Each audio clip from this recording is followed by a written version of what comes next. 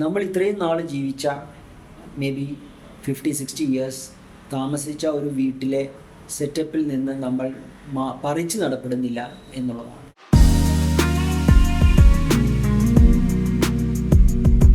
Care home എന്നുള്ളതുകൊണ്ട് ഉദ്ദേശിക്കുന്നത് മുതിർന്ന പൗരന്മാരെ അവർക്ക് അവരുടെ ആവശ്യങ്ങൾക്കനുസൃതമായി ഉണ്ടാക്കിയ ഒരു പുതിയ സെറ്റപ്പിലേക്ക് മാറ്റി താമസിപ്പിക്കുക എന്നുള്ളതാണ്.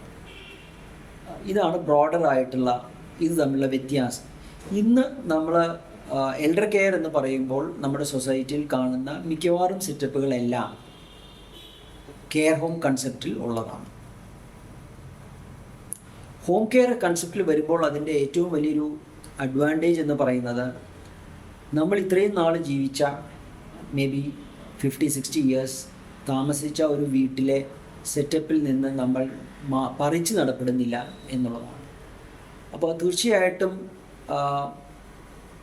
വളരെ എക്സ്ട്രോവേർട്ട് ആയിട്ടുള്ള ഒരാളെ സംബന്ധിച്ചിടത്തോളം ഇത് പറിച്ചു നടൽ ഒരു പക്ഷേ ബുദ്ധിമുട്ടുണ്ടാക്കില്ല. പക്ഷെ നല്ലൊരു ശതമാനം ആൾക്കാരും അത്തരത്തിലായിരിക്കുകയും അപ്പോൾ ഇത് നമ്മുടെ ബാക്കി ജീവിതത്തെ കാര്യമായിട്ട് ഇമ്പാക്റ്റ് ചെയ്യുന്ന രീതിയിൽ കാര്യങ്ങൾ മുന്നോട്ട് പോകും. ഹോം കെയറിൽ വന്നു കഴിഞ്ഞാൽ അത് തീർച്ചയായിട്ടും നമ്മൾ ഉദ്ദേശിക്കുന്ന ഫലം ഉണ്ടാക്കാൻ സാധിക്കും എന്ന് തന്നെയാണ് വിശ്വസിക്കുന്നത്.